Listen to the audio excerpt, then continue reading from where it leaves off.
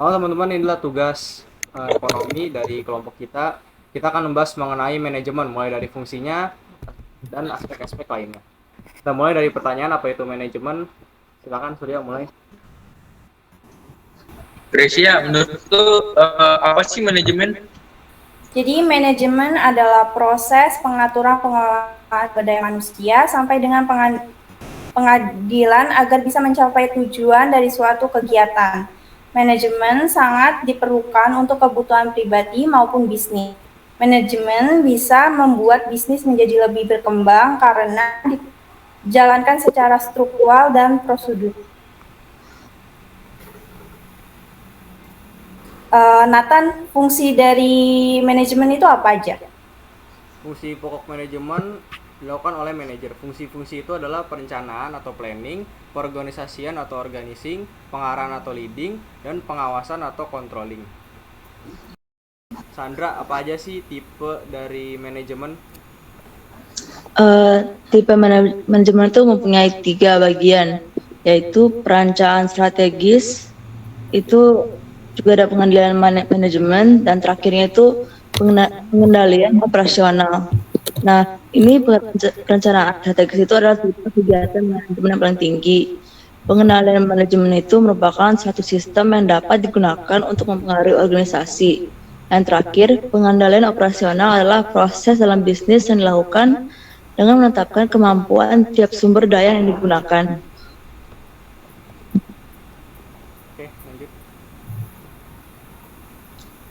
Ya, Salwa, menurut kamu bidang manajemen itu apa aja? Bidang manajemen sumber daya manusia, manajemen keuangan, operasional, dan pemasaran. Surya, apa sih arti dari manajemen sekolah? Manajemen sekolah memiliki dua aspek, yaitu aspek manajemen eksternal dan manajemen internal. Manajemen internal, sekolah meliputi perpustakaan, laboratorium, bangunan, dan saran fisik lainnya. Sumber dana, pelaksanaan, evaluasi pendidikan, dan hubungan antara guru dan murid. Oke, kita sudah membahas secara singkat kurang lebih tentang apa itu manajemen melalui definisi dan materi yang kita sudah cari. Kita juga tentunya nggak sendiri, kita kedatangan tamu. Dia kuliah S1 manajemen di universitas yang ada di Bali. Ini kedatangan tamu namanya Kak Edward Fernando, dia S1 di Universitas Udayana di Bali. Jadi kita akan menanyakan tentang manajemen tentunya ya, sesuai dengan topik, mulai dari definisi, tingkatan, perbedaan, dan lain-lain. Oke, dimulai pertanyaannya. Jadi gini Kak, mengapa manajemen diperlukan dalam suatu organisasi atau perusahaan? Oke, sebelumnya fungsi-fungsi manajemennya udah pada tahu kan ya? Sudah, Kak? POAC, planning, organizing, action, sama controlling. Kalau bahasa Indonesianya berarti perencanaan, terus pengorganisasian, terus pelaksanaan, dan pemantauan atau monitoring. Jadi tadi pertanyaannya berarti apakah manajemen diperlukan ya dalam sebuah organisasi atau perusahaan? Betul ya tadi sama Prima ya. Jadi untuk di dalam perusahaan atau organisasi, manajemen itu sangat diperlukan karena setiap perusahaan sama organisasi pasti kita ada yang namanya tujuan. Kalau yang paling normalnya adalah biasanya suatu organisasi atau perusahaan ada visi dan misi. Nah, untuk mencapai itu dibutuhkan manajemen. Dibutuhkannya karena agar dapat mencapai tujuannya dengan efektif dan efisien. Jadi sebetulnya kalaupun tanpa manajemen, perusahaan sama organisasi bisa berjalan nggak? Tentu bisa juga. Tapi untuk mencapainya itu belum tentu nanti perusahaannya bisa untung. Atau nanti ada juga manajemen resiko. Cuma itu adalah pelajaran buat nanti lagi. Cuma manajemen ini sebagai dasar supaya perusahaan dan organisasi bisa mencapai tujuannya dengan efektif dan efisien. Oke, pertanyaannya akan saya lanjut sendiri. Kak Edo, apa saja tingkatan yang ada di manajemen? Oke, untuk tingkatan sendiri di manajemen secara general tuh ada 3. Yang pertama itu top manajemen atau manajemen tingkat atas, lalu middle management itu tingkat menengah, sama lower management. Jadi kalau misalnya dijabarin untuk yang dari top management sendiri, ini tuh tingkatan di mana si manajer atau eksekutif seniornya ini dia yang mengembangkan visi dan misi di dalam perusahaan atau organisasi. Biasanya itu kalau di perusahaan korporat itu bisa direktur atau CEO. Terus juga top manajemen ini juga selain ngambil keputusan yang krusial bagi keberlangsungan perusahaannya, dia juga melakukan pengawasan secara menyeluruh terhadap tujuan besar si perusahaannya ini. Yaitu kebanyakan yaitu untuk untung biasanya kan. Jadi dia mengawasi secara general. Terus turun lagi ke bawahnya, middle management, itu biasanya sebagai penyambung si top management ini sama lower management. Terus yang tingkatan yang terakhir adalah lower management. Ini tingkatan yang paling sering ditemuin pada saat nanti perusahaan day by day-nya aktivitasnya dipantau.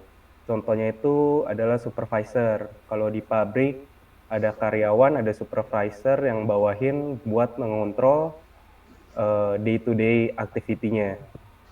Jadi yang paling kelihatan itu sih dari 3 tingkatan manajemen. Oke, aku mau nanya nih Kak, Iya. apa yang akan terjadi jika misalkan salah satu fungsi manajemen tidak berjalan dengan baik? Oke, berarti tadi yang awal kan udah sempat disinggung lagi PWC-nya. Jadi gimana kalau salah satu atau semuanya ini nggak ada ya? Iya. Kalau kita jabarin berarti dari perencanaan dulu. Kalau misalnya perencanaannya buruk, itu bisa nyebabin ketidakpastian sih, sama kebingungan dalam organisasi. Misalnya tujuannya udah ditetapin, itu misalnya organisasi deh, yang paling gampang OSIS. Yang OSIS mungkin ada tujuannya pengen bikin acara pensi misalnya. Nah, untuk mencapai tujuan itu dibutuhkan perencanaan kan. Cuma kalau misalnya perencanaannya nggak dibuat dengan matang atau misalnya cuma dibuat 1 minggu sebelum hari hanya, nanti bakal nyebabin itu ketidakpastian. Ini acaranya berjalan atau enggak. Terus juga semua panitianya juga pasti bakal bingung. Dan bukan panitia juga, cuma orang yang nanti pengen ikut pensi juga bakal bingung. Nah, kalau misalnya perencanaannya buruk, ya salah satunya menyebabkan itu tadi, ketidakpastian dan kebingungan. Terus kalau dari sisi organisasinya, ini bisa nanti mengakibatkan tumpang tindih. Baik lagi ke analogi yang tadi, kalau misalnya kalian di OSIS organisasinya nggak terbentuk dengan baik, nanti kalian bingung. Misalnya nggak ada ketua panitia, nggak ada sesi perlengkapan, nggak ada sesi bendahara. Nanti misalnya ditanya kurang barang, ini tugasnya siapa ya? Nanti kebanyakan akan pasti blaming each other kan. Jadi mereka pada salah-salahan, atau ini siapa yang ngambil keputusan ya? Ini mau pakai budget berapa, siapa yang nentuin ya? Nah, kalau organisasinya jelek atau buruk, pasti nanti ngakibatin tumpang tindih sama job desk yang harusnya udah dibagi sesuai porsi masing-masing. Terus di pelaksanaan. Nah, kalau dari planning sama organisasinya udah berantakan, udah otomatis pelaksanaannya juga kalau misalnya buruk, itu bisa menyebabkan yang paling fatal adalah ya pasti acaranya jadi gagal, ya kan? Lalu untuk yang terakhir, pengendalian atau monitoring. Semuanya ini penting, Nah, cuma untuk pengendalian ini yang biasanya dia paling tricky atau yang paling susah dalam manajemen. Kenapa dia paling susah? Karena pengendaliannya ini tuh yang paling berfungsi sama kinerja sama produktivitas suatu organisasi atau perusahaan. Jadi setelah perencanaan ada, organisasinya juga udah bagus, pelaksanaan juga bagus, monitoring ini yang nggak bisa lupa juga untuk dilakuinnya dengan baik juga, bukan asal-asalan. Karena kalau misalnya monitoringnya yang buruk, ini ketiga-tiganya walaupun sudah berjalan dengan baik, nantinya juga bakal bertahan cuma sebentar doang dan nggak bisa buat organisasi sama perusahaannya mencapai tujuannya dengan baik. Menurut Kakak, apa perbedaan antara manajemen dan kepemimpinan? Oke, ini pertanyaan yang cukup awam dan agak tricky sih. Sebetulnya manajemen dan kepemimpinan itu bedanya cuma dikit doang, cuma slight bit difference. Untuk yang kepemimpinan itu biasanya lebih untuk motivasi. Jadi kalau misalnya manajemen secara keseluruhan ini, manajemen dan kepemimpinan sebetulnya konsepnya beda, tapi dia sama punya konteks yang sama atau sama-sama terkait. Jadi kalau misalnya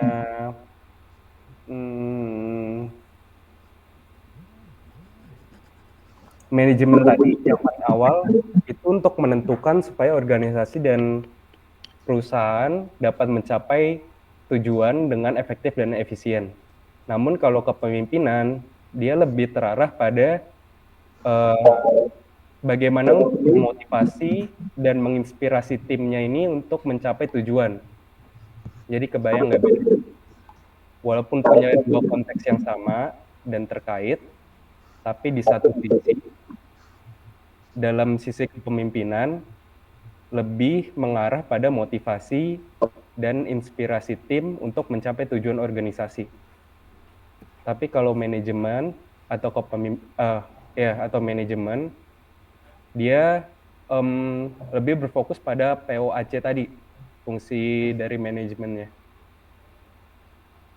Kalau misalnya ini emang agak tricky. Salah satu contohnya itu di fokus deh.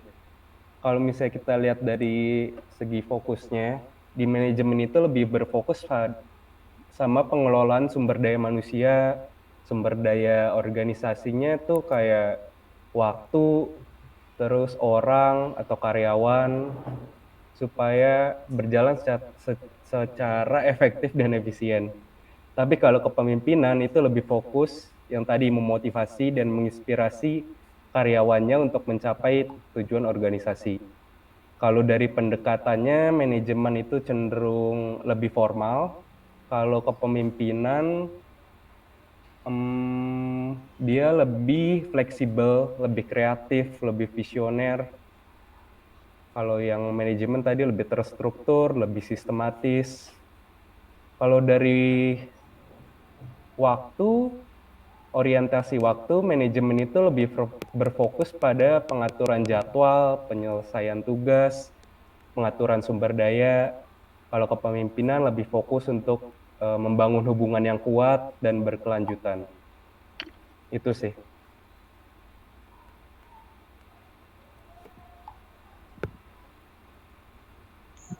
Oke, Kak, aku mau nanya dong, kenapa sih manajemen penting dalam menjalankan sebuah aktivitas? Oke, balik lagi, manajemen itu sangat penting karena manajemen tadi melibatkan proses perencanaan, pengorganisasian, pelaksanaan, dan pengendalian sumber daya. Jadi kalau misalnya 4 ini dalam suatu organisasi atau perusahaan itu nggak ada, bisa berjalan cuma jadinya seperti kapal yang banyak bolongnya. Jadi kalaupun sewaktu aktivitas itu nggak punya manajemen bisa berjalan, cuma efektif dan efisien nggak, itu pasti nggak. Dan tadi berarti pertanyaannya berarti apakah penting ya? Iya, apakah penting? Berarti baseline-nya sangat penting karena untuk mencapai tujuan yang efektif dan efisien. Baik, tadi kita sudah mendengarkan sedikit kurangnya penjelasan dari pertanyaan kita mengenai mulai dari apa itu tingkatan manajemen, perbedaan antara manajemen dan kepemimpinan, dan lain-lain. Ya, penjelasannya tadi ya sekiranya cukup bagus dan ya tentunya sangat menginspirasi. Tapi ada satu pertanyaan lagi nih Kak Edo. Boleh.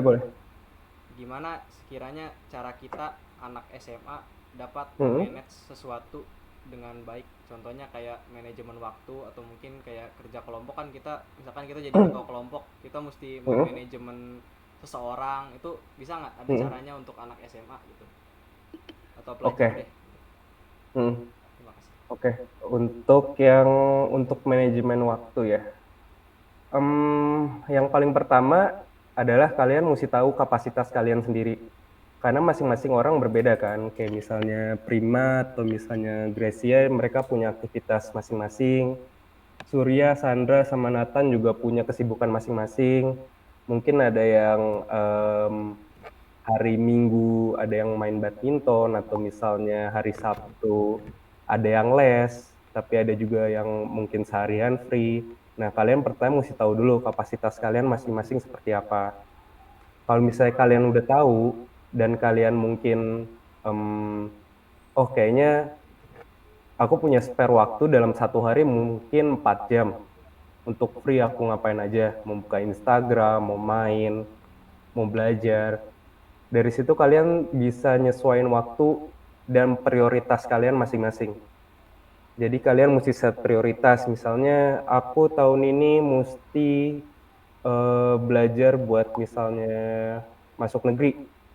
Kayak kemarin aku SBM, ngambil negeri di Udayana, aku nyiapin waktu walaupun aku nggak les di negeri atau di mana, tapi aku nyiapin waktu misalnya aku tiap minggu 2 jam hari Sabtu sebelum aku main basket sore misalnya, aku bakal nyiapin waktu 1-2 jam untuk